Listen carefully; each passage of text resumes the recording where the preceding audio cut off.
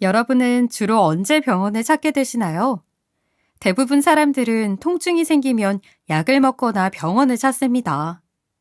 통증 자체가 몸이 우리에게 보내는 신호 같은 거니까요. 아시다시피 건강에 이상이 생기면 우리 몸은 반드시 신호를 보냅니다. 아주 조그마한 신호부터 통증처럼 커다란 신호까지 다양하고요.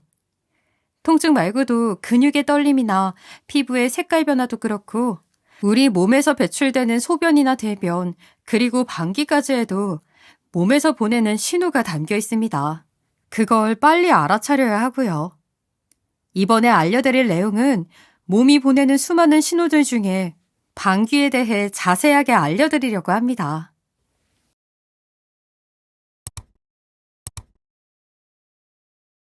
우리 모두 100세까지 건강하게 힘찬 건강입니다. 방귀라고 하면 다들 되스럽지 않게 생각하거나 창피해서 숨기려고 하고 덮어버리는 경우가 다반사거든요. 하지만 방귀는 가벼이 여겨서는 안 되는 우리 몸의 신호입니다. 대장에서 보내는 신호로 그것은 곧 대장암과 관련이 있거든요. 2022년 기준 우리나라가 대장암 발생률 세계 1위라는 사실 알고 계신가요? 지난 9월 국제의학저널 란셋에서는 미국 콜로라도 대학 안슈츠 메디컬 센터 연구팀의 연구 결과를 발표했는데요. 우리나라의 20세에서 49세 대장암 발생률은 인구 10만 명당 12.9명으로 42개 조사 대상국 중 1위였다고 합니다. 50세가 넘어가면 무조건 대장암 검사를 받아봐야 한다고 이야기를 할 정도로 대장암 발병률은 무시 못할 수준으로 증가하고 있는데요. 그렇다면 방귀와 대장암은 무슨 관련이 있는 걸까요? 그러려면 우선 방귀가 어떻게 생기는지 알아야 합니다.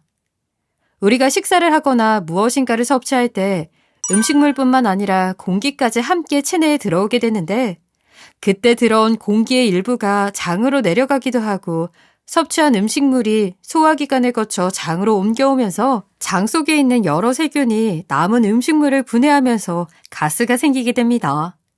이것들이 쌓여 항문으로 배출되는 것이 바로 방귀입니다. 그래서 방귀의 횟수와 냄새는 섭취한 음식물과 관련이 깊은데요. 어떨 때는 냄새가 심한 방귀가 나오고 평소보다 자주 나오기도 하잖아요. 주로 단백질과 지방이 많이 포함된 음식물을 섭취하면 평소보다 냄새가 고약해지기도 하고 자주 나오기도 합니다. 그리고 변비가 있는 사람에게도 고약한 냄새의 방귀가 나오기도 하고요. 하지만 어느 순간부터 고약하면서도 처음 맡아보는 냄새가 난다면 그때는 몸이 보내는 중요한 신호로 받아들이셔야 합니다. 실제로 그런 방귀 냄새 때문에 대장암을 발견한 사례도 있는데요. 어느 날 60대 부부가 병원에 와서 대장암 검사를 받겠다고 하는데 그 이유가 다름 아닌 방귀 때문이었다고 합니다. 어느 날부터 남편의 방귀 냄새가 너무 고약해서 옆에 앉을 수도 없을 정도라 걱정되는 마음에 식단도 바꿔보고 밖에 나가서 운동도 해봤는데 고약한 방귀 냄새가 바뀌지 않았다고 해요. 그래서 대장 내시경을 해본 결과 대장에서 대장암과 그 부위에 괴사가 생겨 썩은 부위에서 올라온 고약한 냄새가 방귀로 나왔다는 걸 확인할 수 있었고요. 하지만 고약한 방귀 냄새가 난다고 해서 무조건 대장암이라는 것은 아닙니다. 방귀 냄새 또한 몸이 보내는 일종의 신호이기 때문에 그때부터 몸이 보내는 다른 신호를 찾아보셔야 하는데요. 먼저 방귀 냄새가 지속적으로 고약하게 날 땐 반드시 대변의 상태를 확인해 보셔야 합니다. 대장암의 증후로는 대변의 모양과 색깔이 매우 중요한데요. 예전보다 가늘어진 변이 나온다면 의심하셔야 합니다.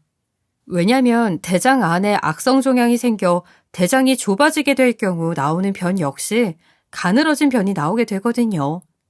그리고 변에서 피가 묻어 나오거나 아주 짙은 검은색의 짜장색의 비슷한 변이 나온다면 그것도 의심해 보셔야 합니다.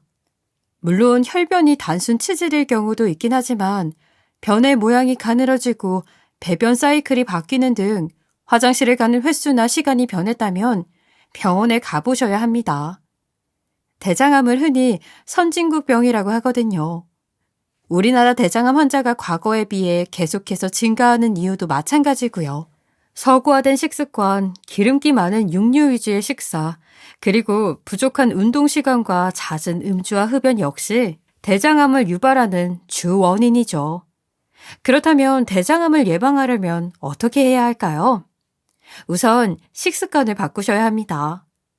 지방이 많은 음식, 인스턴트 식품 섭취는 과감하게 줄여야 해요.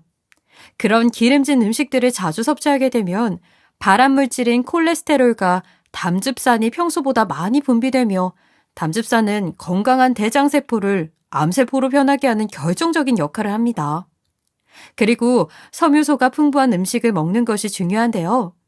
섬유소를 섭취하면 일단 대변의 양이 늘어나 발암물질을 희석시켜주고 대변이 대장에 모여있는 시간을 줄여주기 때문에 발암물질이 대장 속 깊이 뿌리내리게 될 확률을 급격히 줄여줍니다. 대표적인 음식으로는 곡류나 채소, 해조류 같은 식품들이 있고 여기에는 각종 무기질과 항산화 물질이 많기에 대장암 예방에 탁월합니다. 그리고 대장암과 운동에 대한 연구 결과에 따르면 규칙적인 운동 습관이 다른 암들에 비해 대장암 발병률을 현저히 떨어뜨린다고 하는데요. 운동 후에는 체내의 혈액 성분이 변하게 되는데 그 성분이 바로 대장암 세포 성장을 현저하게 늦췄다는 연구 결과가 있습니다. 그래서 운동도 꾸준히 챙겨주시는 게 중요합니다. 만약 50대 이상이시라면 대장 내시경 검사를 꼭 받아보셔야 하는데요. 대장암의 80% 이상이 5년에서 10년에 걸쳐 서서히 진행되기 때문에 아무 증상이 없더라도 5년에 한 번씩은 정기적으로 대장 내시경 검사를 받아야 합니다. 그리고 대장 용종 제거술을 받으셨거나 대장암에 대한 가족력이 있으시다면 2년에 한 번씩 꼭 정기적인 검사를 받아야 한다고 합니다. 지금까지 몸에서 보내는 신호인 방귀에 대해 알아봤는데요. 소중한 우리 가족의 방귀 냄새가 고약하다면 짜증을 내기보단 걱정을 해주는 것이 어떨까요? 몸에서 보내는 작은 신호 하나까지 놓치는 일이 없으셨으면 좋겠습니다. 오늘 내용이 도움되셨다고 생각하시면 구독과 좋아요, 알림 설정까지 부탁드립니다. 그럼 다음 시간엔 더 유익한 내용으로 찾아뵙겠습니다. 시청해주시는 모든 분들이 매일매일 힘차고 건강하시도록 노력하는 힘찬 건강이 되겠습니다. 오늘도 시청해주셔서 감사합니다.